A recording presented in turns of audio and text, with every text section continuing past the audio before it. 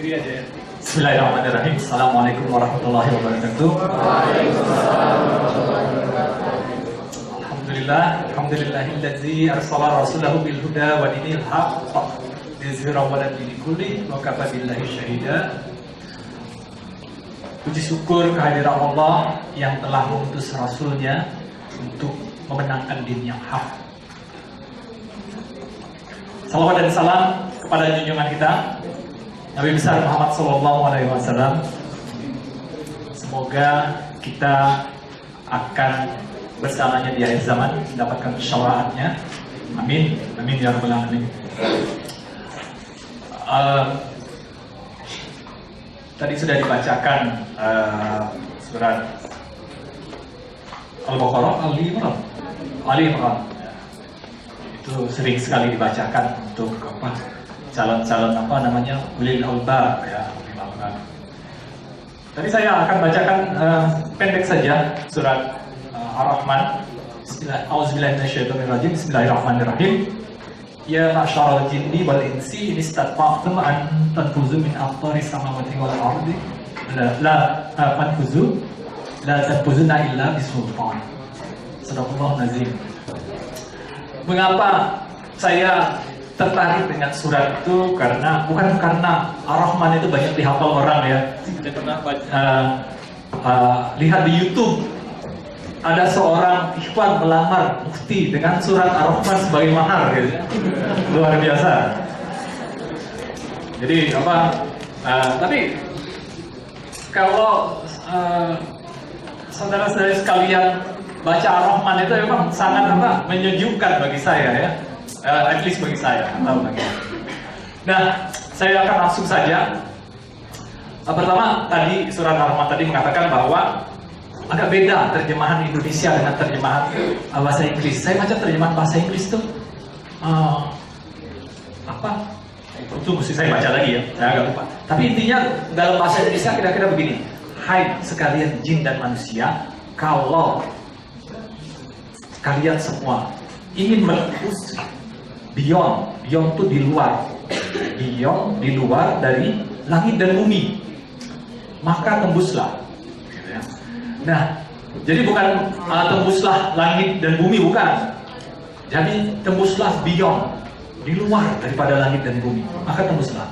Kemudian lanjutannya, kamu tidak akan bisa menembus kecuali tanpa sultan. Sultan itu diterjemahkan di Quran Indonesia itu apa? Kekuatan ya, kekuatan. Tapi ketika saya baca di bahasa Inggris, privilege. Privilege itu apa ya? Terjemahannya apa ya? Privilege. Kalau misalnya gitu loh, saya sebagai profesor punya privilege untuk menguji, untuk membimbing seorang doktor. Nah, itu privilege. Semacam satu hak yang diberi gitu ya. Jadi saya pikir-pikir, kalau gitu ini bukan kekuatan ini ya. Anda mau sekuat apa juga kalau Anda nggak dikasih privilege, nggak bisa menembus itu. Nah ini sering saya pikir-pikirkan, kemudian dalam beberapa tahun, bukan beberapa tahun sih, beberapa puluh tahun sih. Beberapa puluh tahun terakhir itu, saya sering baca buku-buku. Sebenarnya gimana sih pandangan Islam terhadap sains ya?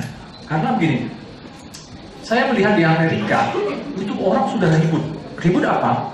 Ribut, mereka sudah 2 negara bagian kalau nggak salah melarang pengajaran teori evolusi di sekolah. Itu 2 negara bagian sudah resmi. Nah, kalau nggak salah gitu ya. Di kita nggak ada ribut-ribut itu ya. Nah itu saya kaget ya. Amerika ribut ya. Amerika yang liberal itu kok ribut. Nah, ada 2 kemungkinan atau 3 mungkin. Nanti tambahkan aja. Kemungkinan pertama itu memang kita belum mikir ke sana gitu ya. Itu kemungkinan buruknya gitu. Tapi kemungkinan yang kedua, ini yang kalau kita istilahnya husnudzon ya, itu antara sains dengan Islam itu damai kayaknya ya. Mungkin gitu ya. Jadi nggak perlu kita capek-capek protes pengajaran teori evolusi. Mungkin begitu. Atau teori yang ketiga atau kemungkinan yang ketiga mungkin lain lagi ya di antara itu. Nah, saya mulai lagi teringat saya memberikan semacam kuliah atau presentasi tentang alam semesta. Waktu itu seingat saya di ruang B101, entah 4 tahun yang lalu atau 5 tahun yang lalu. Yang pasti audiensnya bukan Anda kayaknya. Tapi saya didudukkan berdampingan dengan seorang ustadz, kalau nggak salah tamatan Baghdad atau tamatan mana gitu ya, Timur Tengah. Nah, kita disuruh ngomong berdua tentang akhir alam semesta ini seperti apa menurut Quran dan menurut fisika gitu. Ya, kayaknya nggak ketemu ujungnya gitu ya, nggak ketemu. Kemudian di akhir ceramah itu saya mengatakan bahwa saya mengutip kata-katanya Pak Imam Fahrudin, yang salahkan saya, bahwa agama atau ya religion itu ditegakkan di atas keyakinan, sains ditegakkan di atas keraguan. Mengapa sains ditegakkan di atas keraguan? Karena begini, kalau Anda bikin tesis doktor, maka Anda akan defense istilahnya. Ujiannya namanya defense, bukan ujian apa oral examination atau ujian sidang, bukan. Defense, mempertahankan. Mengapa Anda harus mempertahankan? Karena Anda akan dihadapkan pada sekelompok penguji yang meragukan pekerjaan Anda atau teori Anda atau penemuan Anda. Kalau Anda berhasil mempertahankan, maka Anda lulus doktor, gitu ya. Saya ingat dulu waktu mau ujian dokter di Jerman dulu, saya tidak tidur 3 malam gitu ya. Saking itunya takutnya gitu ya. Anda bayangkan, lapisan pertama tuh kalau seingat saya 7 profesor. Lapisan kedua itu 2 lapis itu para dokter-dokter itu ya. Belakangnya itu mahasiswa program dokter. Belakangnya lagi mahasiswa program diplom gitu ya. Teman-teman, saya mau apa gitu ya. Dan bahasa Jerman saya juga kan standar ya, standar kalau percakapan di jalan bisa gitu. Tapi kalau ngomongnya mesti sopan ya dengan para guru besar itu. Tapi ya saya defense, saya pertahankan gitu ya. Alhamdulillah berhasil pertahankan. Entah karena orang Jermannya terkecoh gitu ya. Terus tahu dikasih cum laude lagi. Oh, gitu ya. Saya aja nggak nyangka gitu. Tapi alhamdulillah. Nah, jadi saya kembali bahwa agama saya katakan ditegakkan di atas keyakinan, sains ditegakkan di atas keraguan.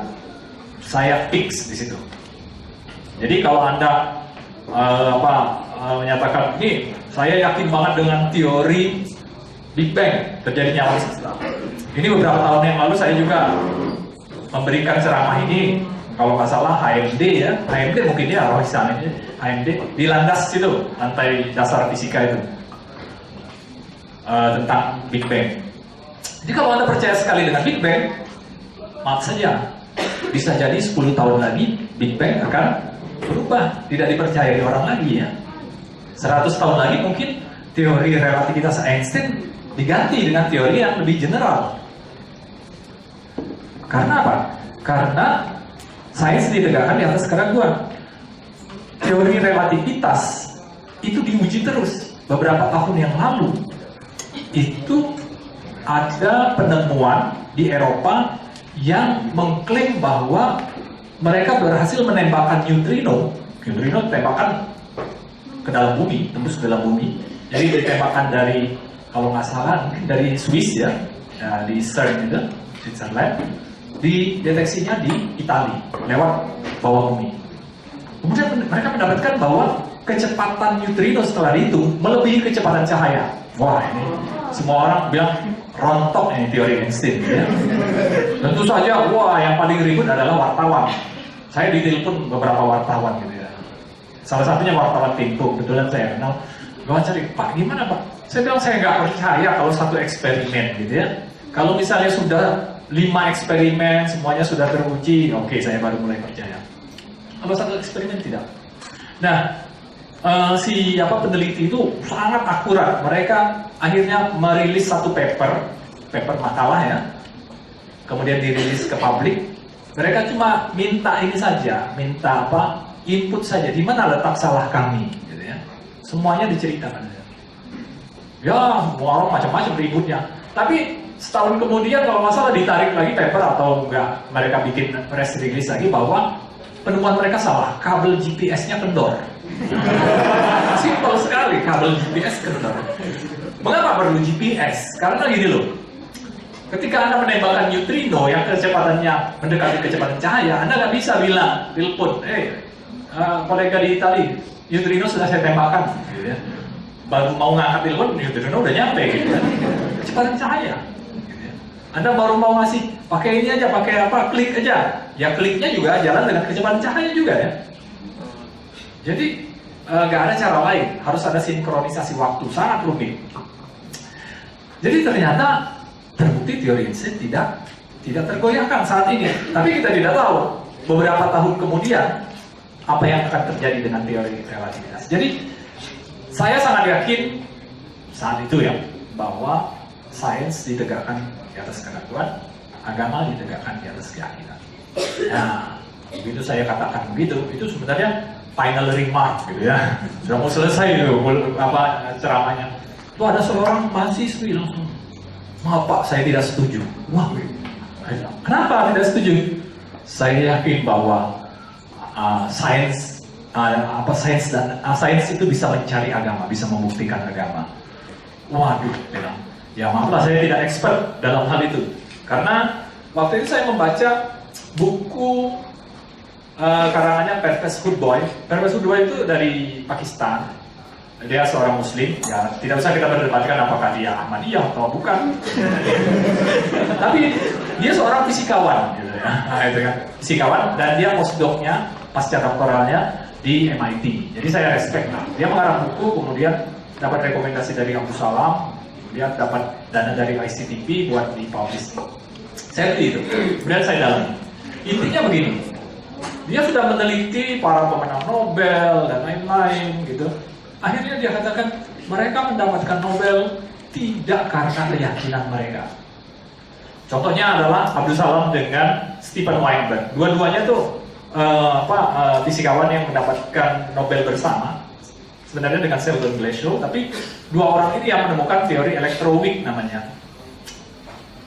Stephen Weinberg itu Yahudi, tapi Yahudi secara culture, secara agama ateis. Ya. Dia ngaku, saya ateis. Abdus Salam Islam Ahmadiyah, ya, Ahmadiyah. Tapi dia sangat religius. Dan dua-duanya mendapatkan Nobel yang sama untuk pekerjaan yang sama, meski keyakinan keduanya berbeda. Sehingga di situ di buku itu disimbolkan apapun keyakinan Anda, kerja saja, riset saja, Anda akan sampai ke suatu kebenaran yang sama. Gitu ya. Saya berpatokan ke situ. Sampai ya protesnya mahasiswi itu saya ingat terus ya. Iya ya. Saya baca buku yang sekuler kayaknya ini. Dia sudah benar-benar memisahkan agama dengan sains gitu ya. Nah, saya tentu saja sering juga ke toko buku kalau ada buku-buku yang menarik itu tentang sains dan religion gitu ya, baik bahasa Inggris maupun bahasa Indonesia saya beli gitu. Kemudian saya ketemu lagi terakhir sekali waktu jalan-jalan di toko buku Detos ya, Detos. Itu ada TM Bookstore kalau nggak salah ya, atau apa ya. Saya lihat, wah ini ada buku tentang sains dan Islam. Kemudian pengarangnya namanya Nidal Busom. Ya oke lah, namanya nggak masalah. Begitu saya baca dulu. Saya baca dulu pengarang ini siapa. Pengarang ini adalah fisikawan partikel teori. Wah sama ya saya bilang. Kemungkinan frekuensinya nyambung gitu ya. Kalau frekuensinya sudah istilahnya sepase gitu ya. Kalau fasenya beda kan bisa saling melemahkan. Gitu. Kalau sepasenya sorry ini yang fisika pasti ngerti ya. Lain ya. Saling nawarona aja. Ya.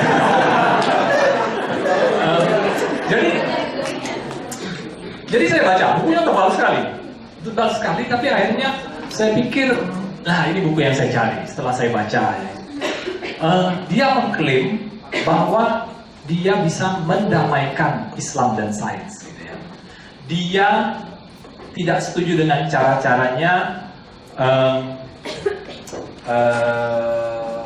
siapa itu yang dari Perancis itu? Yang dari Perancis yang menemukan bahwa pengarang Quran, Bible, Quran dan sains modern. Ada yang tahu?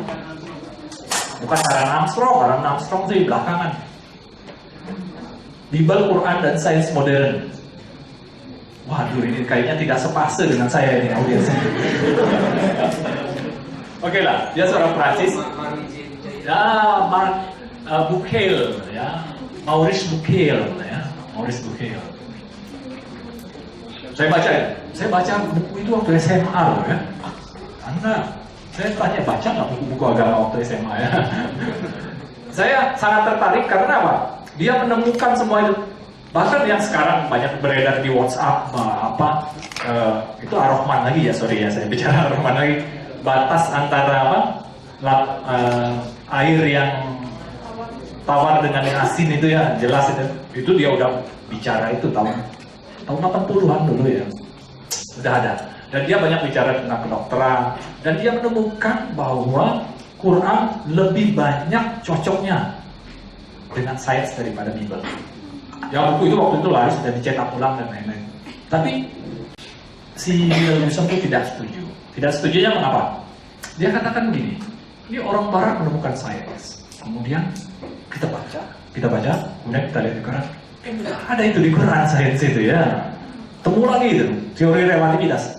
Baca di Quran. Udah ada itu teori relativitas di Quran ya. Mungkin teori superstring, teori itu sudah ada di Quran. Tapi problemnya kenapa kita tidak menemukan duluan gitu ya?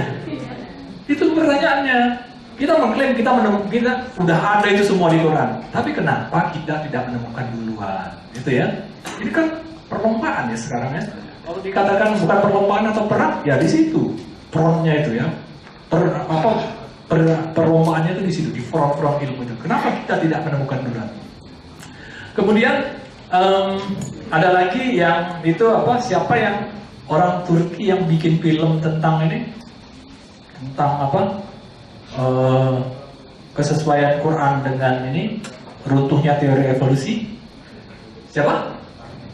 Harun Yahya. Ya saya ngetes aja nih ya. Harun Yahya, dia juga tidak setuju dengan Harun Yahya karena masih sejalan dengan Maurice Bucaille.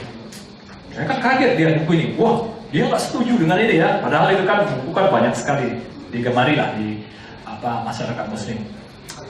Kemudian dia ungkapkan, ini banyak sekali ini fenomena-fenomena alam yang tidak diketahui oleh mayoritas umat Muslim ya. Mengapa ini tidak digali? Mengapa umat Muslim cenderung menyalahkan, misalnya teori evolusi menyalahkan. Nanti saya akan bicara teori evolusi secara khusus. Menyalahkan. Tapi menyalahkannya dari jauh gitu ya. Bukan menyalahkan secara saintifik, menyalahkan yang benar tuh gitu. Anda bikin teori baru, Anda riset 10, 20, 30 tahun, atau 40 tahun kalau Anda masih hidup gitu. Kemudian Anda publish di jurnal, nih teori kami lebih unggul dari teori evolusi. Itu cara yang benar. Ya. Jangan ada bilang, aduh ini teorinya salah nih, biar baca ini ya, penciptaan gitu ya. Itu tidak benar kalau menurut Ronald Wilson. Nah, kemudian bagaimana mendamaikan? Saya kaget memang ya, saya baru tahu dia bicara bahwa kita nggak perlu terlalu khawatir bahwa sains dengan Islam itu akan bertolak belakang atau saling tidak mendukung dan lain-lain. Karena pertama sains itu sifatnya relatif ya, sifatnya relatif. Hari ini benar, besok belum tentu. Dan itu SOP-nya memang begitu. Kalau ada penemuan baru yang menentang, oke. Salah itu teorinya. Kalau tahu-tahu ada penemuan baru yang ini mendukung lagi, ya teorinya benar lagi gitu ya. Nah, konsisten ya apa? Nggak konsisten ya. Kemarin udah disalahkan, hari ini dibenarkan. Tapi itulah SOP-nya. Selama ada data yang mendukung yang baru, cocok, maka dia didukung. Kalau enggak, runtuh. Kemudian dari sisi Islam, katanya dalam Islam itu, ini loh. Ternyata Quran itu tafsirnya 7 lapis. 7 lapis. Yang Anda pakai untuk perdebatan ini lapis pertama saja. Jangan sampai. Karena kita nggak tahu, kita belum sampai lapis-lapis yang berikutnya tafsirnya itu. Ya, saya tidak akan bicara ke sana karena apa? Saya sudah riset produksi kaum selama 30 tahun ya.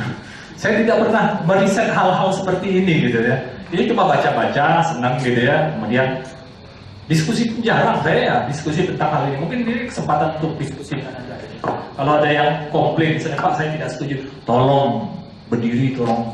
Argumennya tapi kalau tidak setuju, jangan. Saya tidak setuju Pak. Alasannya apa? Nggak serak aja gitu ya. Agak putus-putus. Oh, bagus tadi. Perasaan saya nggak terlalu bagus ya. Oke. Sebelum saya lanjut, mari kita lihat data-data empiris dulu ya. Data-data empiris ini, maksudnya kita mau menghargai alam semesta ya.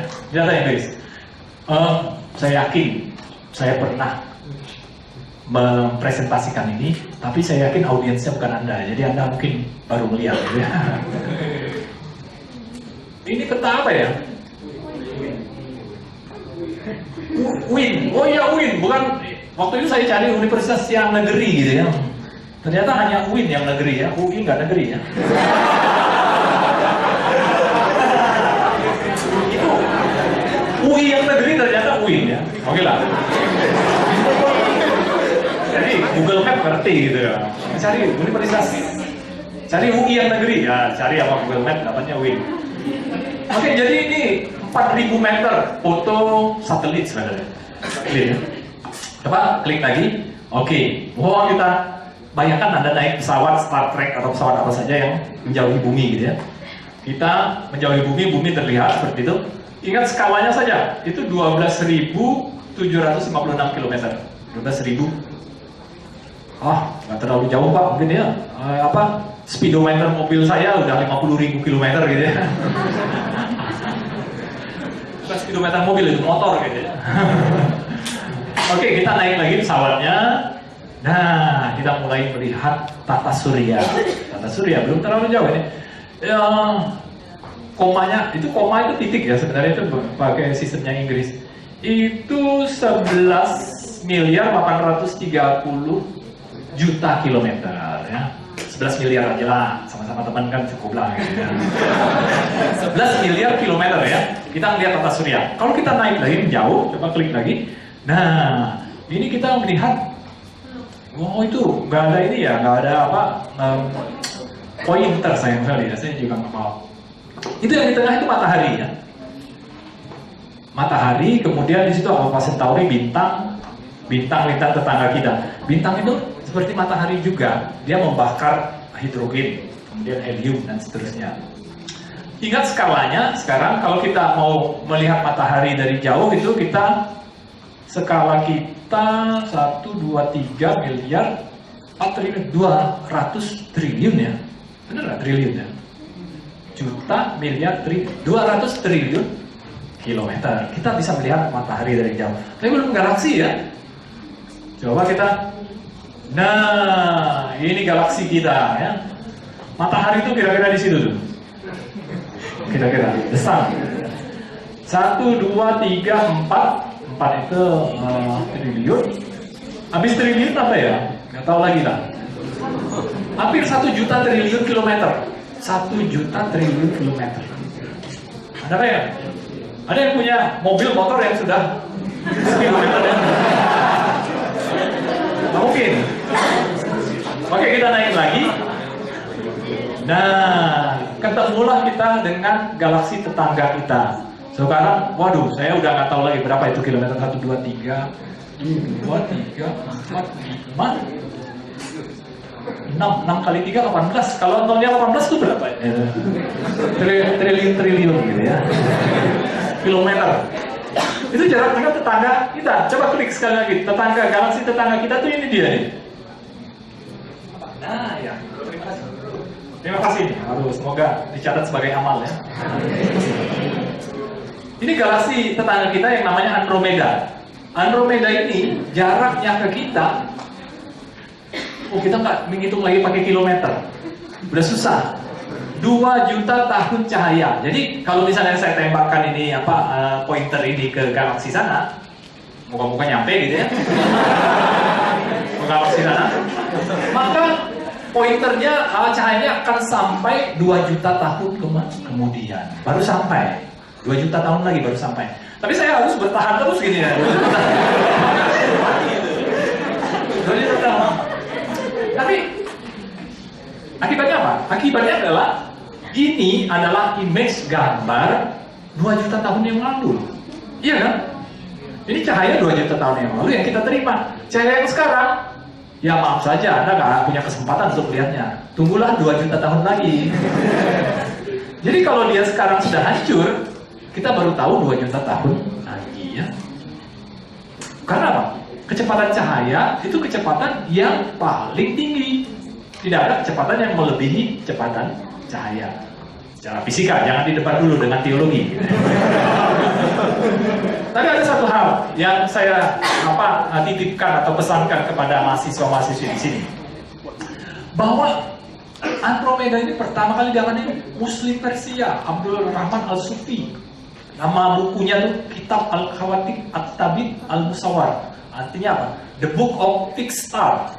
Buku bintang-bintang yang tetap. Jadi waktu itu para astronom itu membuat peta bintang-bintang yang tetap di langit itu yang mana aja. Karena apa? Karena kalau tidak tetap itu kemungkinan planet ya. Kemungkinan planet ya, karena nanti hilang. Dulu kan saya nggak ngerti. Saya bilang, ini bintang, terang sekali, bintang apa ini? Bukan bintang gitu, itu Merkurius sama Venus gitu ya. Coba aja ntar jam 9 hilang dia gitu. Iya benar, saya bilang hilang. Jadi itu bukan bintang.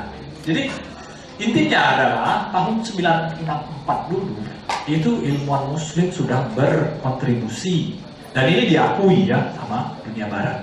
Cuma sayang sekali setelah itu kontribusinya menurun. Next. Oh ini kita pergi lagi. Sekarang ini kita sudah satuan kita sudah tahun cahaya, gitu ya, tahun cahaya. Jadi 1 detik cahaya itu akan menempuh kira-kira 300 apa? Wah ini nggak lulus ini fisikanya. 1 detik menempuh jarak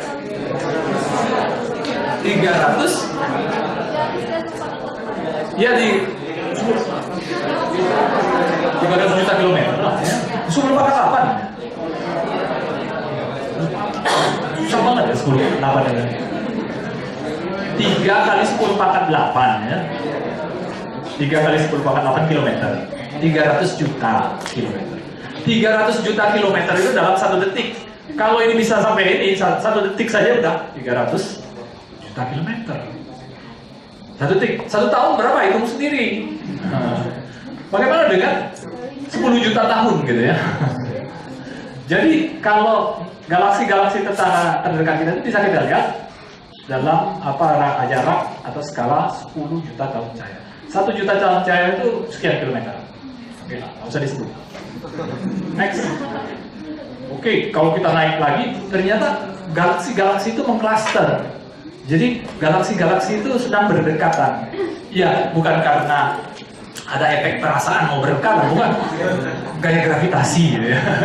Karena gravitasi dia saling berdekatan. Ya. Nah, ternyata setelah itu ada super cluster. Ya, kita terus saja, langsung lagi. Nah, inilah alam semesta yang terlihat saat ini. Mengapa dikatakan saat ini? I'm sorry bilangnya. Siapa fotografer yang silakan tebak siapa fotografernya?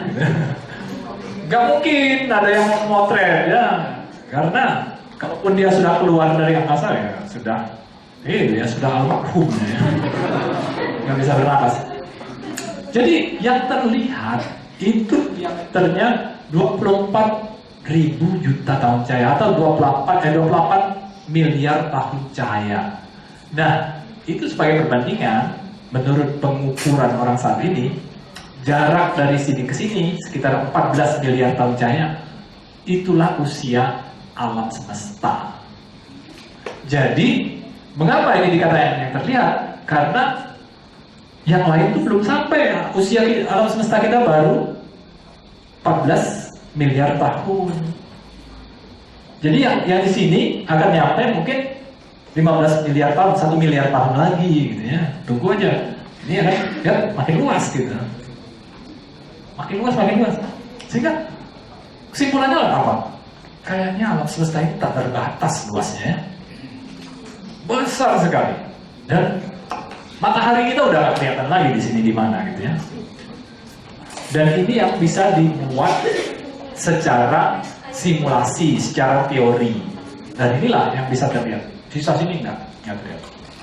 Tapi sebenarnya ini simulasi, dan saya kalau nggak salah beberapa hari yang lalu lihat bintang galaksi yang terjauh yang bisa diamati itu ordernya sekitar 10 miliar tahun cahaya. 10 miliar tahun cahaya.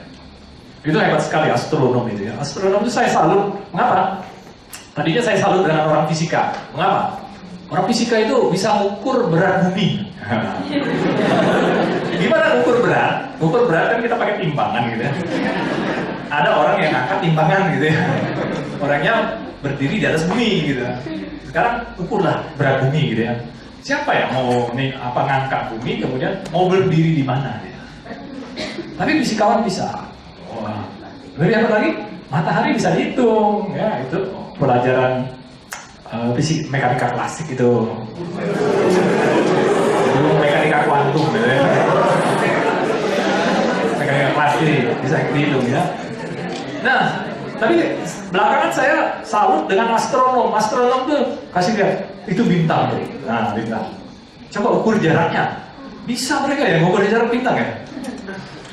Kok bisa dia bilang ya? Terus udah dapat jaraknya, coba ukur masanya ya, beratnya ya.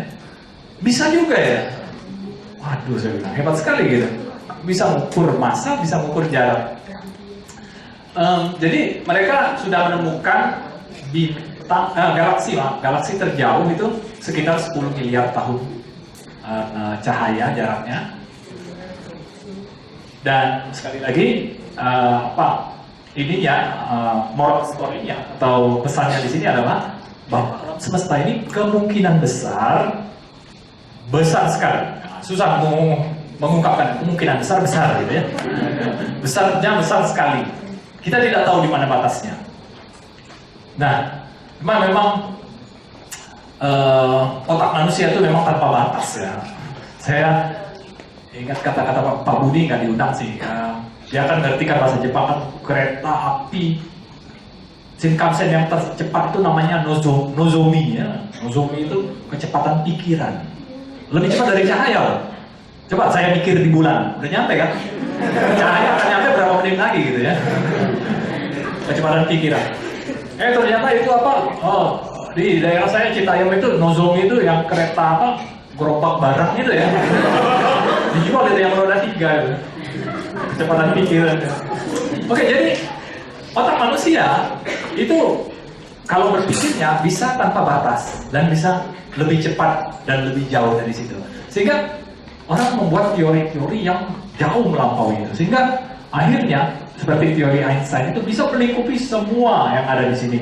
Dan satu hal yang mungkin membingungkan Anda, alam semesta ini kan mengembang.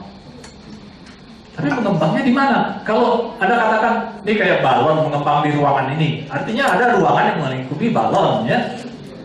Kalau alam semesta ini mengembang, nah pasti ada tempat mengembangnya, ya mestinya alam semesta juga kan, itu kan ya. Nah ini tidak bisa dibuktikan secara geometris, tidak bisa dibayangkan secara geometris, tapi bisa dibuktikan dengan matematika. Alam semesta ini mengembang, tapi tidak perlu ruang untuk tempat mengembangnya. Susah ya bayangkannya. Hanya bisa dibuktikan dengan aljabar. Maka saya katakan aljabar, bayangkan ruang 2 dimensi. Mudah kan ya? Semua pasti lulus ini matematika dasar ya.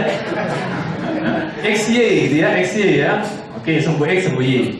2 dimensi. Sebenarnya itu 1 dimensi, fungsi Y gitu ya. Tapi nggak apa-apa, sama-sama teman 2 dimensi. 3 dimensi, X, Y, Z. Oke ya, X, Y, Z. Sekarang tambahkan 1 lagi dimensi, Anda letakkan di mana sumbunya? Syaratnya apa?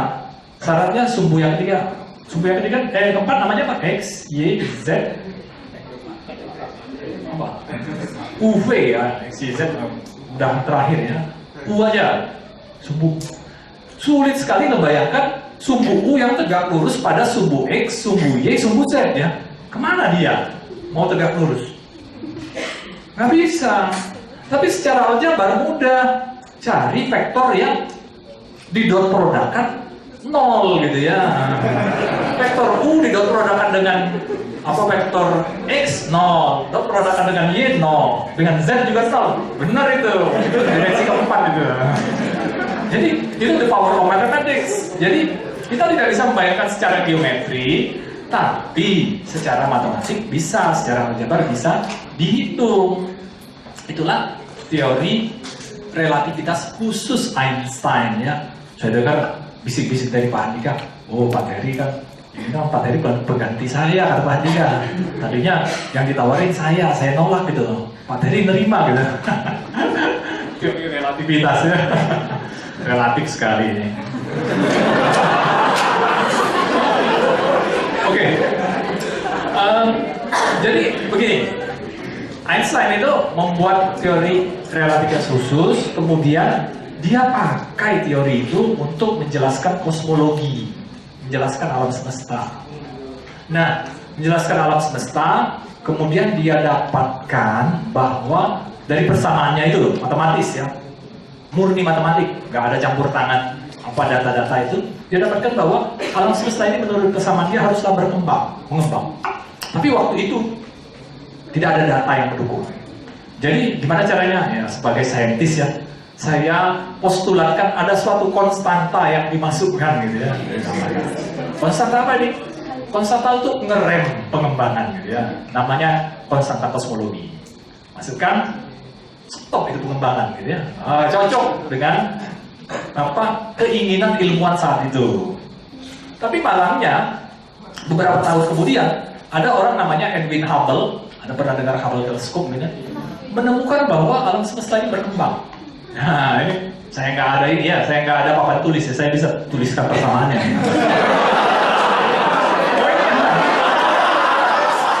Tapi mohon maaf, tidak ada spidol. Kok ada spidol?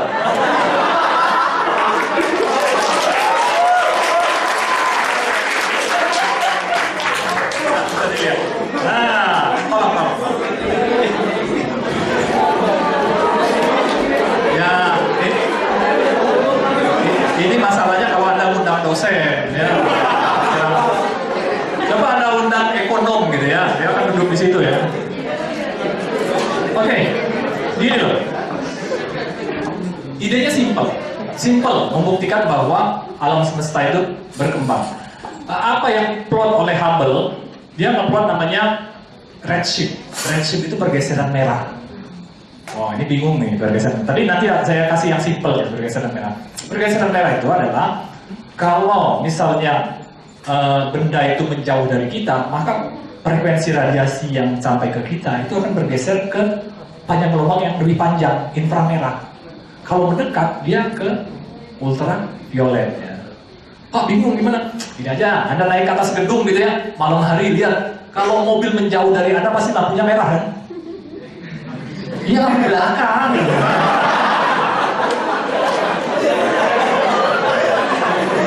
Itu kan redshift ya, pergeseran merah kan? Kalau dia mendekat, kalau zaman dulu masih kuning, zaman sekarang nih putih kebiru-biruan gitu ya. Nah, benar kan? Tapi itu penerapan ilmu yang salah itu. Cuma untuk menghafalkan saya. Oke, dari data pergeseran merah itu dia dapatkan seperti ini. Dia plot ini jarak X dan ini kecepatan V. Maaf buat yang belum lulus fisika dasar gitu. Masih lulus semua ini. Jadi dia plot begitu. Dari mana dia tahu jarak? Saya tadi cerita ya, astronom itu hebat luar biasa. Ada galaksi, hitung jaraknya, dapat dia jaraknya. Dan dari pergeseran merah dia tahu kecepatan menjauhnya. Kemudian diamati ternyata begini, data-data itu seperti ini ya. Ya kira-kira tanpa ini ya, tanpa error bar apa ya. Kalau si Hubble itu memplot, ternyata linear. Tak beda. Ini ya. Semakin jauh galaksi itu dari kita, maka kecepatan menjauhnya semakin besar. Oke? Semakin dekat dengan kita, kecepatan menjauhnya semakin kecil. Tapi apa artinya? Ini. Kalau saya katakan ini ada satu garis lurus, ya. Ya, di sini kita bumi ya. Katakanlah di sini ada galaksi yang pertama, ini galaksi yang kedua yang lebih jauh, ini galaksi yang ketiga. Kalau yang ini bergerak dengan kecepatan V itu kecepatannya misalnya 10 km per jam gitu ya. Supaya yang ini juga menjauh, ini 2V ya. Kemudian ini 3V. Mengapa? Seperti itu. Karena semakin jauh kan semakin besar kecepatannya kan. Tapi artinya apa ini? Galaksi pertama itu menjauhi bumi dengan kecepatan V. Galaksi kedua menjauhi galaksi pertama dengan kecepatan V juga. Galaksi ketiga menjauhi galaksi kedua dengan kecepatan V juga. Jadi semuanya saling menjauh. Kalau menjauh seperti ini, maka galaksi yang paling jauh kecepatannya harus paling besar. Cocok kan dengan data ini?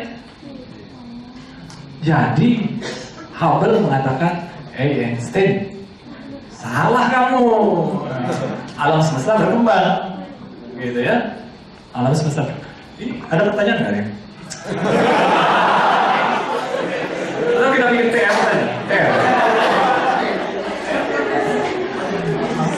Jadi kemudian Hubble bilang, Einstein, kamu salah. Alam semesta berkembang. Bukannya fix seperti persamaan kamu.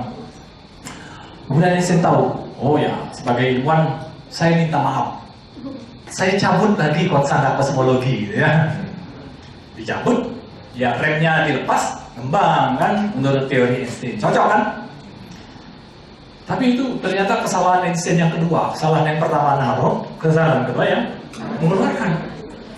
Mengapa? Tahun 2000-an diketahui bahwa alam semesta mengembang lebih cepat. Jadi ada percepatan. Jadi kalau kita plot, sorry ini plot lagi ya. Ini katakanlah sumbu waktu. Jadi ini katakanlah zaman dulu dan ini zaman sekarang. Ini kan ruang kan semakin besar. Ini space. Ruang kan makin besar. Kalau ruang makin besar, maka saya plotnya seperti inilah kira-kira. Nah, kalau misalnya mau lebih lagi kon seperti apa kerucut gitu ya. Ini alam semesta sekarang. Ini dulu. Mungkin kalau Big Bang itu benar, dulu waktu alam semesta dicipta di sini gitu ya. Nah, ternyata ini ceritanya. Hasil pengamatan terbaru memperlihatkan bahwa ini mengembangnya dipercepat. Nah, gitu. Oh, makin besar. Kata lain, ini alam semesta kebetulan mau kiamat gitu ya. Kenapa saya katakan kiamat? Karena kalau alam semesta mengembang, temperatur tuh drop. Kalau temperaturnya sudah 0 Kelvin, Anda semua tahu tidak ada gerak partikel, tidak ada transfer panas, tidak ada reaksi fisika. Kalau tidak ada reaksi fisika, tidak ada reaksi kimia. Kalau tidak ada reaksi kimia, tidak ada reaksi biologi, tidak ada kehidupan. Jadi mati dingin semua di situ ya. Jadi dipercepat ternyata data terakhir. Wah, orang bingung. Teori Einstein salah lagi gitu ya. Nggak lihat tuh. Jadi apa yang dilakukan orang? Einstein udah meninggal. Nggak lagi dia minta maaf. Jadi akhirnya konstanta kosmologi yang dibuang Einstein tadi dimasukkan, tapi dengan tanda yang berbeda. Kalau tadi negatif, misalnya ya, supaya ngerem, sekarang dikasih positif supaya ngegas, gitu ya. Jadi apa? Anda lihat bahwa intinya story-nya saya harus ini ya, saya dosen ya, semakin senior dosen itu Anda tahu kan semakin banyak ceritanya dari kuliahnya gitu ya. Kalau dosen yang junior tuh lebih banyak kuliahnya dari ceritanya. Saya harus fokus pada topik kita. Intinya adalah bahwa sains itu sangat relatif ya. Einstein itu diperbolehkan saja. Oh ya nggak cocok dengan data, saya keluarkan. Oh ternyata dengan data yang terbaru nggak cocok, saya masukkan lagi dengan tanda positif gitu ya. Sains itu berubah-ubah tergantung dengan data ya. Oke, next. Ini nggak apa-apa di sini. Menghalangi ya? Nggak apa. Nanti kita bikin persamaan yang canggih. Persamaan Maxwell kan udah pada kenal persamaan Maxwell. Wow, persamaan Maxwell itu sangat indah.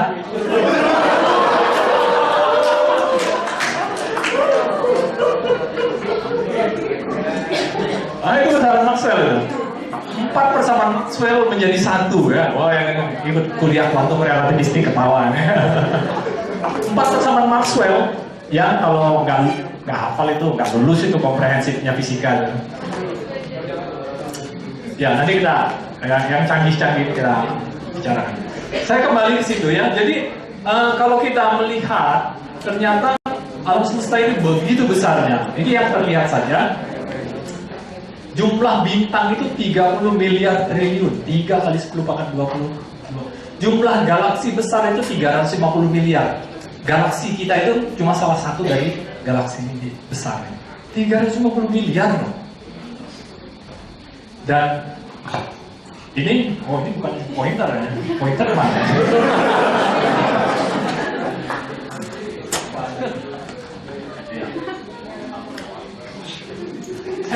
Saya ingat Stephen Weinberg ceramah gitu ya.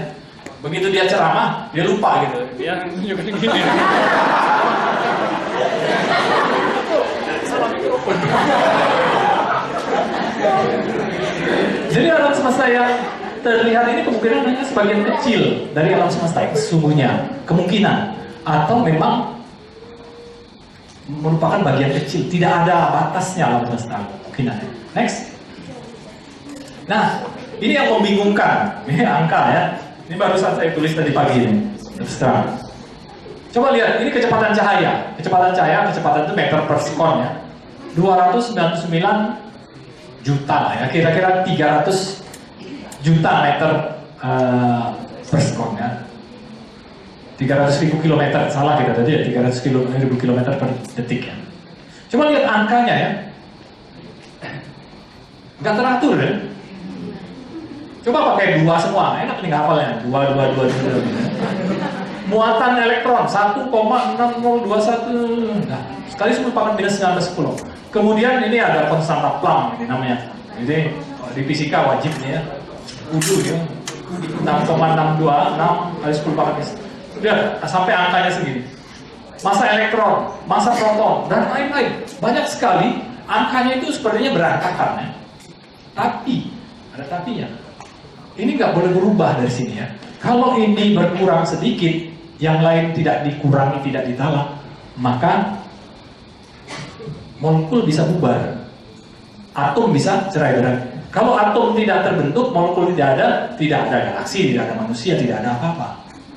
Anda bayangkan, ini seperti apa? Di fine tune itu ditala, hati-hati banget, sangat akurat sekali gitu ya. Sampai harga-harga segini, supaya apa? Supaya atom terbentuk. Dari situ molekul terbentuk ya. Molekul terbentuk, zat terbentuk, kemudian bergabunglah menjadi galaksi, bergabunglah menjadi bumi, kemudian bergabung menjadi ada yang menjadi makhluk hidup ya. Next. Nah, ini yang membingungkan juga. Kita tahu bahwa dimensi tadi ya, dimensi ruang yang kita amati ini kan 3 ya. Dimensi ruang kita 3. Ada spekulasi di fisika teori yang mengatakan ada dimensi keempat dan dimensi kelima yang bisa diukur. Tapi terakhir teori mengatakan sangat kecil. Dan anehnya tuh, aneh ya. Kalau dimensi itu kan X, Y, Z seperti ini ya. X, Y, Z. X sana, Y sana, Z sana gitu ya. Nah dimensi keempat gimana? Keluar sedikit, masuk lagi dia. Bingung ya dimensi. Terus gimana caranya kita bisa? Kata ahli teorinya, kita tidak hidup di dimensi itu. Jadi nggak bisa diukur. Wah, kayak ini apa? Cerita-cerita bohong gitu ya. Saya mau cari kata-kata yang halus nggak ketemu. Oke, jadi jumlah dimensi alam semesta itu kalau 3 itu alam semesta kita. Kalau dimensinya lebih, atom-atom tidak stabil. Kalau dimensinya kurang, tidak terjadi struktur kompleks, tidak ada manusia. Begitu juga dimensi waktu. Waktu cuma 1 ya. T, X, Y, Z, T gitu ya. Nggak boleh ada T1, T2. Nanti Anda masa depan Anda mau ke T1 atau ke T2 gitu. Bingung kan? Kalau dimensi waktunya ditambah, ternyata gaya tidak stabil. Atom-atom tidak stabil, tidak terbentuk. Jadi ini juga sepertinya dimensi pun ditawar sampai terbentuk suatu alam semesta yang seperti ini. Sampai ada makhluk hidup seperti ini. Nah ini yang terakhir mungkin. Coba next. Coba, ini kan di fisika ini ada 4 gaya ya. Bukan gaya yang itu loh, gaya yang beredar di WhatsApp itu bukan. Ini gaya beneran. Gaya gravitasi, gaya elektromagnetik, nuklir kuat dan nuklir lemah. Oke, bahas saja gaya gravitasi yang Anda paling familiar. Kalau gaya gravitasi yang ada sekarang lebih lemah dari yang ada sekarang, maka bintang tidak terbentuk, tidak ada karbon, tidak ada oksigen. Kalau lebih kuat, alam semesta ini meledak. Jadi gaya itu ditala juga. Hati-hati sampai semuanya ini stabil. Ini bisa dilanjutkan. Silakan baca buku Nidal Gusom itu ya. Saya bukannya dibayar sama dia untuk promosikan ke Anda ya. Tapi saya kira bagus. Nanti satu orang saja beli ya supaya untung gitu ya. Nanti kan jangan di copy nanti kena copyright. Bukan right must be copy gitu. Ini kalau sudah baca kasih ke yang lain, atau paling enak tuh satu orang baca satu bab kemudian cerita, satu orang baca satu bab cerita, gitu cepat sekali, bagus sekali penjelasan dia. Tapi tentu saja ini sangat subjektif karena dia fisikawan teori partikel, saya juga fisikawan teori partikel, jadi kan mungkin cara pemikirannya sama. Kalau dilanjutkan lagi, ini ke apa yang disebut dengan prinsip antropik. Prinsip antropik itu mengatakan mengapa mengapa muatan elektron itu mesti 1,6 sekian kali 10 pangkat 19 agar ada intelektual yang bisa mengamati, mengukur dan mengatakan bahwa muatan itu 1,6 sekian. Digeser sedikit, tidak ada intelektual yang bisa mengamati itu. Itu prinsip antropik. Tentu saja ini didebat oleh ilmuwan-ilmuwan yang lain. Mereka mengatakan ini orang-orang yang cepat menyerah gitu ya. Coba balik lagi ke yang konstanta tadi. Lihat ini. Ini kan mayoritas ilmuwan mengatakan sulit sekali, hampir dikatakan tidak mungkin kita bikin satu teori yang menghasilkan ini semua. Sampai sekarang saya tidak pernah melihat ada teori fisika yang bisa mereproduksi atau dari suatu teori dia dapat muatan elektron itu sekian gitu. Nggak ada. Ini muatan elektron ini dipakai sebagai konstanta input di fisika ya. Massa elektron itu input. Nggak ada teori yang bisa menjelaskan mengapa muatan elektron sebesar ini. Ini input. Dan fisikawan Frank Wilczek yang pemenang Nobel Fisika tahun 2004 itu mengatakan kayaknya sih kita harus mengakui tidak ada teori yang bisa menghasilkan semua angka ini dengan baik. Mengapa diameter bumi harus sebesar ini? Karena kalau diameter bumi lebih besar, itu berat bumi lebih berat, maka dia akan mungkin menjauh dari matahari supaya stabil, temperaturnya akan turun drop, tidak bisa ada makhluk hidup. Kalau misalnya lebih ringan, supaya dia stabil, dia harus lebih mendekat ke bumi seperti Merkurius atau Venus, terbakar semua, tidak ada makhluk hidup. Jadi jari-jari bumi pun sepertinya di fine tune, ditawar, gitu ya. Halus sekali sampai semuanya stabil dan ada makhluk hidup. Ini bisa diteruskan ke tempat yang lain, tapi saya ingin mengakhiri dulu karena mungkin kita lebih senang dengan diskusi ya daripada ceramah kan. Atau mau lanjut ceramah? Pada ngangguk lanjut ceramah. Ya, intinya begini. Saya mulai waktu ditawari kuliah sama panitia, Pak, topiknya adalah teori relativistik dalam Islam. Waduh, saya bilang saya tidak expert di situ. Bagaimana kalau perlukah kita mendamaikan Islam dan sains gitu ya? Karena di luar sana orang sudah ribut-ribut bahwa teori evolusi itu tidak benar gitu ya, tidak boleh diajarkan ya.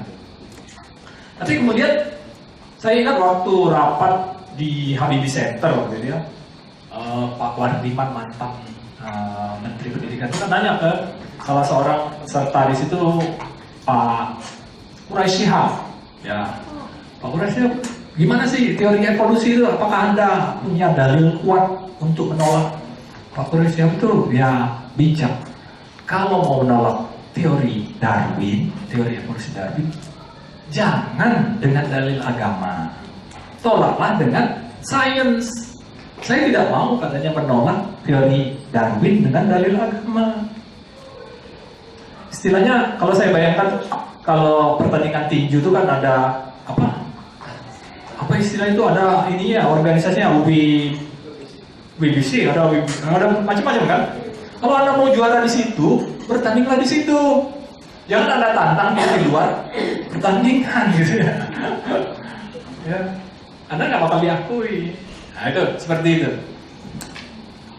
Kemudian saya ingat Prof. Sampat Marzuki, Ketua IP, memberikan juga ini pandangan bahwa sebenarnya ada kelemahan di teori evolusi Darwin, yaitu bahwa teori evolusi itu mengatakan bahwa makhluk itu sebenarnya berubah. Kalau versinya Darwin kan survival of the fittest ya, yang paling fit dialah yang survive. Alam semesta, perubahan cuaca, perubahan temperatur, perubahan di alam semesta ini mengakibatkan hanya makhluk-makhluk yang fit yang bisa bertahan saja yang survive. Sehingga apa? Sehingga makhluk itu berubah. Berubah itu sebenarnya bukan ditujukan untuk menghadapi, bukan. Berubahnya karena siapa yang fit saja. Begitu makhluk hidup itu dilahirkan, ternyata dari semua spesies, ternyata tidak sama persis dengan orang tuanya. Pasti ada beda. Turunkan lagi ada beda, turunkan lagi ada beda, gitu ya. Jadi orang tua yang dulu dengan yang sekarang, gitu, nenek moyang gitu ya, kakek moyang lagi, sama yang cucunya ini, itu sudah berubah. Bukan berubah untuk menghadapi perubahan iklim atau perubahan cuaca dan lain-lain, tapi kan berubah. Nah, menurut Darwin, mereka yang survive itulah yang akhirnya bisa hidup. Jadi yang tidak survive minggir. Nah, itu teori Darwin. Jadi menurut teori tersebut, sebenarnya Darwin menghindari mengatakan bahwa nenek moyang manusia dan kera itu sama, bukan. Dia menghindari diskusi itu. Menurut Prof. Sampat Marzuki itu tidak ada satupun teori yang bisa menjelaskan evolusi itu. Mengapa makhluk ini tahu-tahu bisa berakal? Di situ putus. Kan kalau berkembang terus, ya ini kan tidak berakal terus kan? Tapi kok tahu-tahu ada jadi manusia yang berakal gitu. Nah, tentu saja kalau kita percaya dengan teori seperti itu, kemudian melihat data dan lain, ya kita akhirnya punya pandangan lain tentang teori terjadinya manusia. Tapi kan sekali lagi saya mesti mengatakan bahwa teori-teori sains itu semuanya relatif.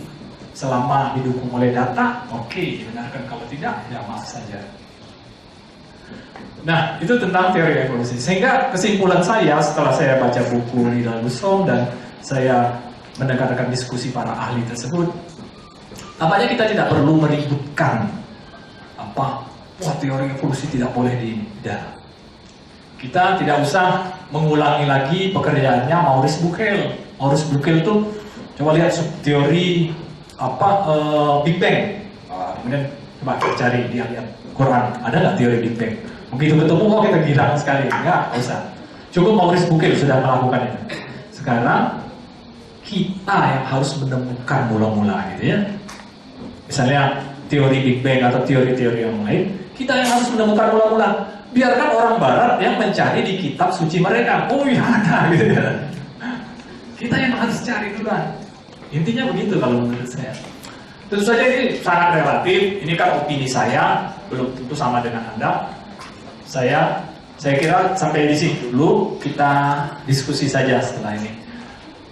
Billahi taufiq wal hidayah. Assalamualaikum warahmatullahi wabarakatuh.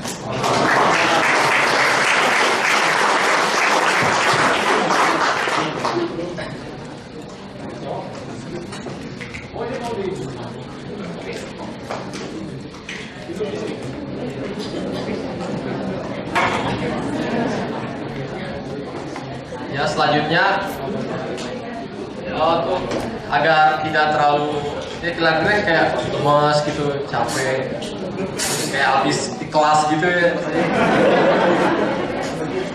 Ya kita takbir dulu ya, takbir. Ya selanjutnya adalah sesi tanya jawab. Ya, silakan. Bagi yang ingin bertanya diberi untuk berapa orang? 3 orang dulu aja. Ya 3 orang pertama silakan ajukan tangan. Yang ingin bertanya mungkin?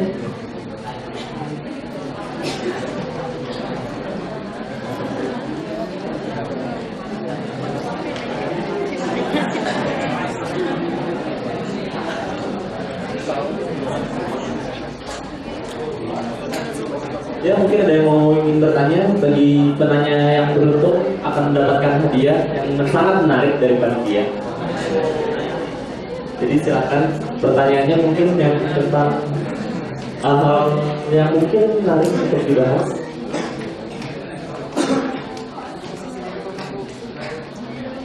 Silakan.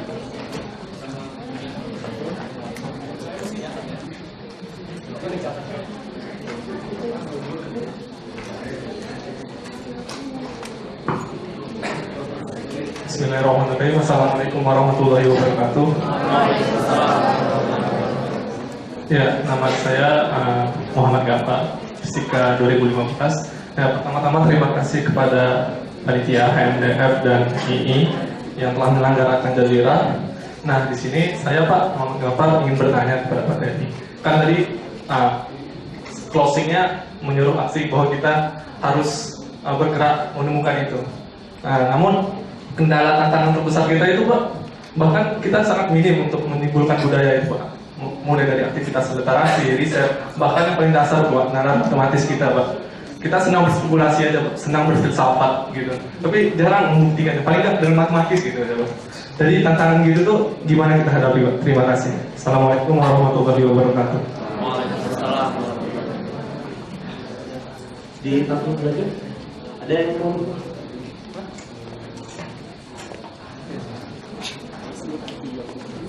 Assalamualaikum warahmatullahi wabarakatuh.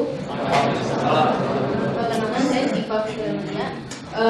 Saya mau bertanya Pak, sejauh ini saya belum menemukan tentang alam jin dengan sains. Apakah di sana ada penjelasan yang bisa menerangkan keberadaan jin? Itu aja. Wassalamualaikum warahmatullahi wabarakatuh. Dua aja dulu ya. Dua aja dulu nanti lupa saya jawabannya.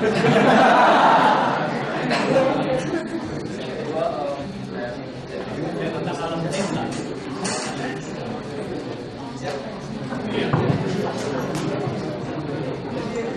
Terima kasih, saya jawab ya.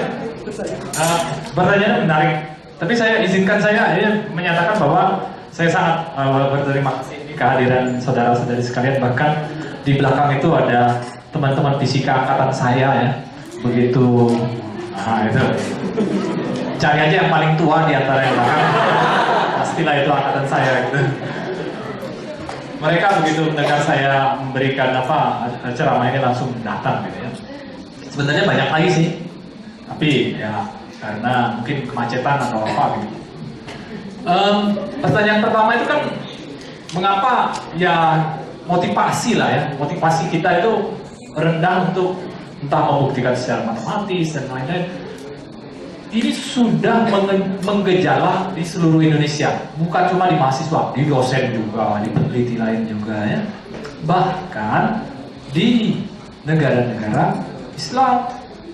Anda tahu organisasi konferensi Islam, tadi kan ditulis di situ saya dideteksi apa ilmuwan apa gitu. Nah, organisasi konferensi Islam juga ini care, jadi prihatin, concern bahwa di negara-negara Islam juga lebih senang ini aja gitu, berspekulasi, berfilsafat gitu ya. Atau begini aja, saya nggak mau repot, saya mau masuk surga aja lah gitu ya. Gitu kan, banyak juga gitu. Jangan memikirkan bagaimana memajukan sains di dalam negara Muslim. Begini, saya mungkin melakukan riset bidang saya itu sangat sempit. Jadi kalau ada fisika partikel itu mungkin ini lagi fisika partikel urusan hadron, kemudian urusan hadron itu nanti ada ribuan reaksi, dipilih satu reaksi Dan itulah yang saya pelajari sejak tahun 87, 30 tahun yang lalu ya. Saya sudah 30 tahun mempelajari satu reaksi saja. Jadi kalau reaksi yang lain di fisika partikel nuklir saya nggak tahu. Jangan tanya saya fisika zat padat. Jangan tanya saya instrumentasi fisika atau yang lain-lain. Jadi sangat-sangat terbatas. Tapi mengapa saya interest melakukan itu? Itu pertama hobi ya. Begini, hobi itu sangat sulit ya menjelaskannya. Tapi dulu saya lihat ya di Citayam. Citayam itu tempat tinggal saya, nggak jauh dari sini. Ada di Citayam juga ya. Ya okay. Jadi begini, waktu itu saya lihat kan banyak setu namanya ya, tempat mancing gitu ya. Dan mereka pasang pengumuman ya, sip siang mulai habis subuh sampai maghrib, sip malam habis maghrib sampai subuh gitu ya. Terus saya lihat kolamnya nggak alami, ikannya dibeli di pasar gitu. Itu langsung itu mancing orangnya. Ngapain saya bilang? Mancing dari malam-malam sampai pagi gitu ya. Nanti pulang pasti dimarahin istri kan. Makanya saya mancing ikan ya, dapat satu gitu ya. Satu ikan malaman bayar lagi ya. Saya bilang kalau secara fisika itu akan efisien kalau yang punya setu itu jangan dijatuhkan ke kolam itu ikan, langsung bagi-bagikan ke mancing. Ini pulanglah segera gitu ya. Istrinya akan senang, udah banyak ikan dalam waktu yang cuma beberapa menit gitu ya. Secara fisika efisien itu. Tapi enggak, hobi. Saya begitu bertanya ke teman saya yang hobi di Citayam, itu gimana sih enaknya mancing? Itu Pak, dia bilang itu sensasinya Pak luar biasa gitu ya. Ketika pancing kita dimakan oleh ikan, sensasinya luar biasa. Tapi saya tanya, dari 2 jam yang Anda tunggu, kan 1 kali ikan yang makan gitu ya. Terus sensasi apa yang Anda rasakan selama 2 jam tunggu gitu ya? Nggak benar saya bilang logikanya gitu. Tapi logika itu dikalahkan oleh sesuatu yang namanya hobi. Saya tanya mahasiswa, ada nggak yang hobi belajar? Mau? Ada juga yang bilang, hobi Pak. Nah kalau hobi gini, begitu semester awal semester, dosennya bilang, nih buku pegangannya ini ya. Nah, coba kayak gini ya. Kemudian minggu berikutnya, Pak nggak usah dijelaskan lagi kata mahasiswa. Sudah kami baca dan kami mengerti semua. Bapak tanda tangan saja dan istirahat saja. Gimana nggak senang dosen gitu ya? Mahasiswanya sudah baca sendiri dan ngerti sendiri. Gitu. Karena mahasiswanya hobi belajar gitu ya. Hobi. Saya ini beritahu tanyakan ke diri Anda apakah Anda hobi belajar gitu ya. Dulu ada mahasiswa saya yang minggu pertama udah datang, Pak saya bosan dengan fisika dasar. Nah, maunya apa? Yang mau yang lebih tinggi Pak. Saya kasih mekanika klasik ya, classical dynamics-nya Marion itu, yang tebel ini bahasa Inggris. Baca, kerjakan semua exercise-nya. Tiap bab kan ada 20-30 exercise ya. Itu ada 20-an bab kali ya. Baca, kerjakan exercise-nya di waktu luang, jangan mengganggu kuliah gitu ya. Ya 3 bulan selesai datang ke saya, Pak udah selesai. Wah, saya bilang, saya juga nggak sanggup gitu ya. Mahasiswanya benar-benar senang gitu ya, hobi. Dan alhamdulillah dia diberi kelebihan. Dia cepat sekali menyelesaikan itu. Ya, mungkin ada yang kenal di sini ya. Ya, yang kemarin waktu saya memberikan ceramah yang sama di Landas waktu itu ya, dia juga ikut memberikan. Jadi intinya gitu, hobi. Jadi bagaimana Anda bisa membuat pekerjaan itu hobi? Kadang-kadang perlu juga baca kata-kata mutiaranya orang-orang sukses.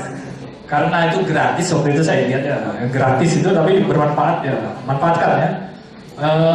Kata-kata mutiaranya dari Pele. Pele itu kan pemain sepak bola ya.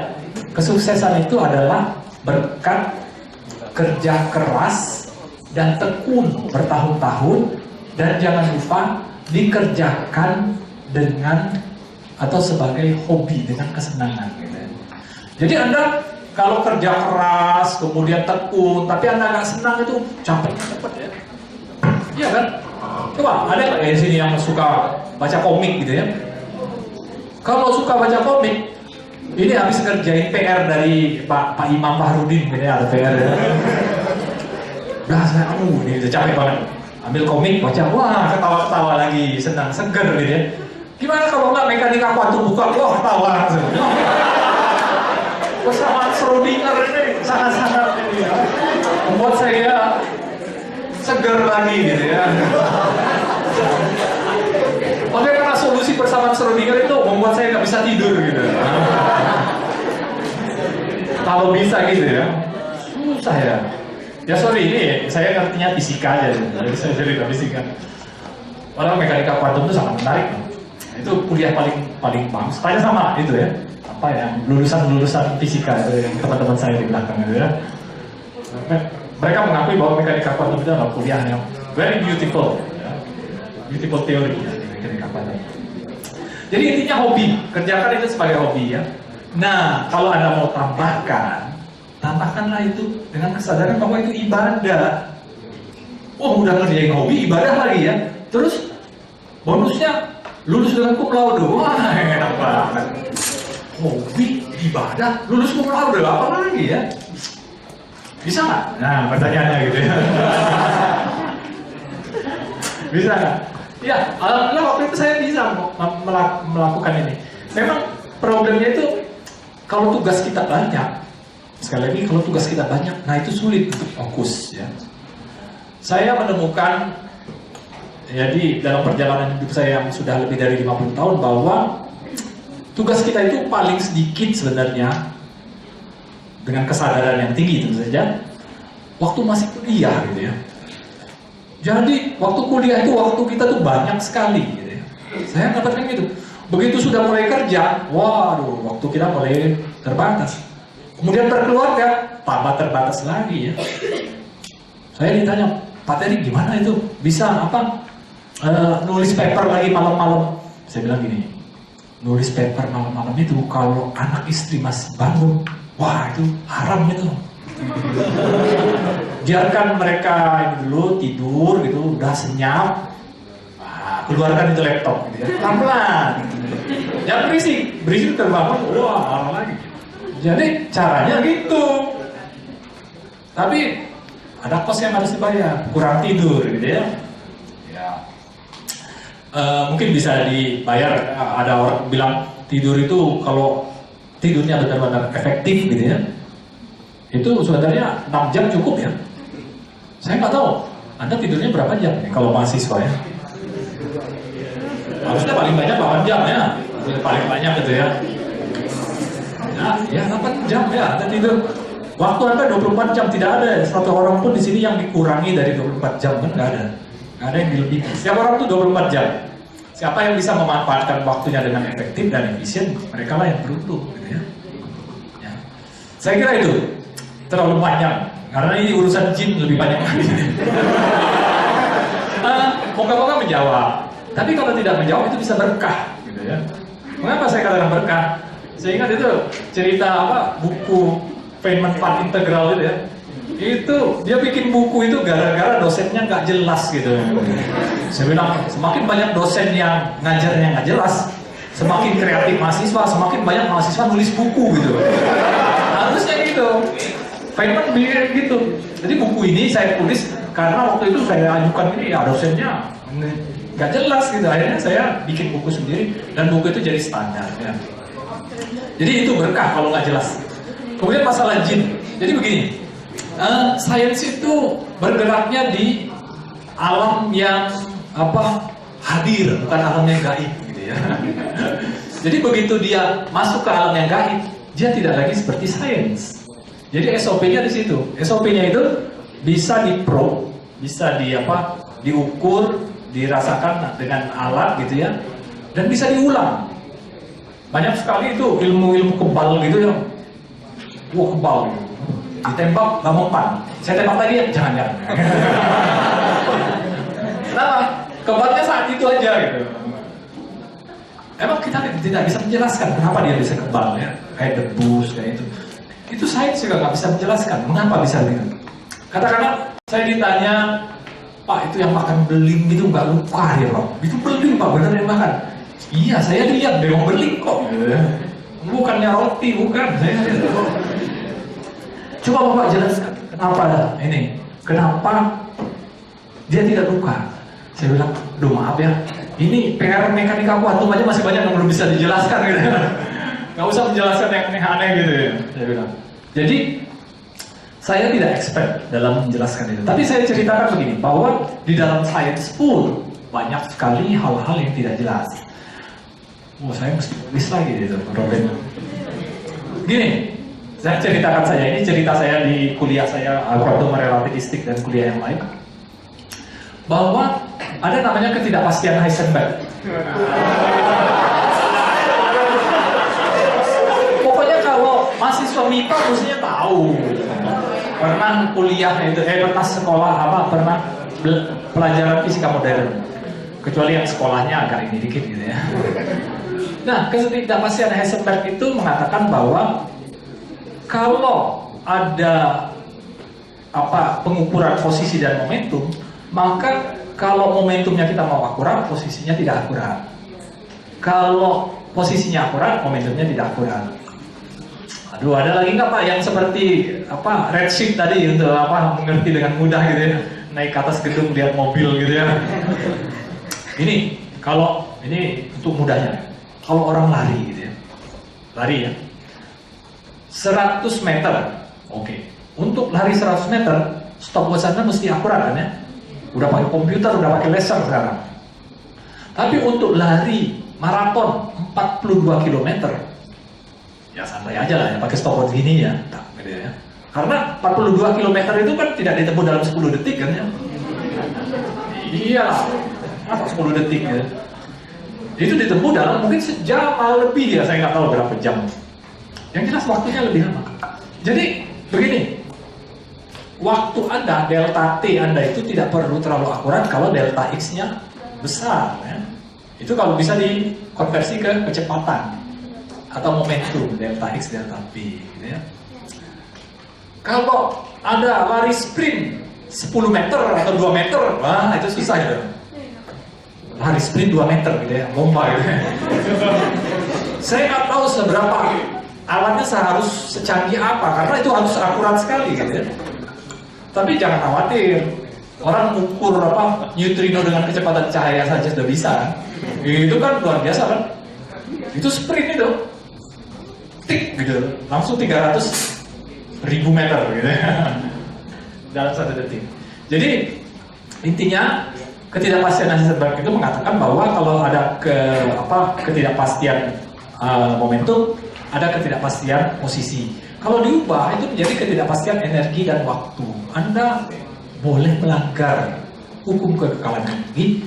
Moga-moga di sini nggak ada mahasiswa tingkat 1 ya. Karena kalau saya katakan ini nanti mereka nggak mau belajar lagi gitu.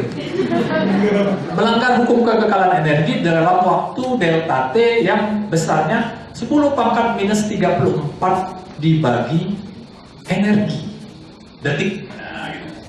Gimana Pak caranya? Gini, Pak saya mau melanggar hukum kekekalan energi 1 Joule. Jadi maksudnya apa? Mau menciptakan 1 Joule dari sesuatu yang tidak ada. Oh boleh. Tapi Anda hanya boleh melanggar itu dalam waktu berikut ini gitu ya. Berapa Pak waktunya? 10 pangkat minus 34 dibagi 1 detik gitu ya. Jadi orang 10 pangkat minus 34 detik, silakan gunakan energi itu ya. Dalam waktu 10. Berarti nggak 10 pangkat minus 34 detik. 0,0000-nya ada 34 baru angka 1 gitu, detik gitu. Silakan langgar. Gak ada gunanya kata Anda kan ya. Orang kalau dalam puisi-puisi itu kan kecepatan paling tinggi itu apa? Sekejap mata. Tapi begitu diukur itu, ya itu 0,2 detik lah ya. 10 pangkat minus 34 itu tidak ada efeknya untuk kehidupan makro kita. Tapi begitu partikel yang sangat kecil itu ada. Sehingga dari situ orang menurunkan bahwa kita boleh menciptakan partikel-antipartikel, kemudian bergabung lagi menghilang dalam jangka waktu yang sangat singkat itu. Nah kalau satu partikel-antipartikel diciptakan, kemudian menghilang, boleh nggak kita bikin 1 miliar? Boleh. dan lain-lain.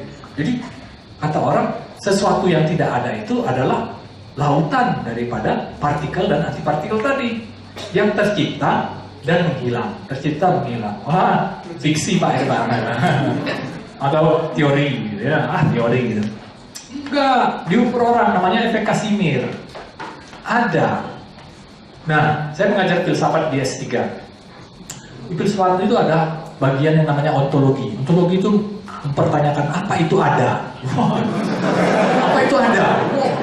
Anda tahu kan, lambang psikolog, filosof itu kan yang gini mikir. Gitu. Saya yakin patungnya itu udah mikir ratusan tahun.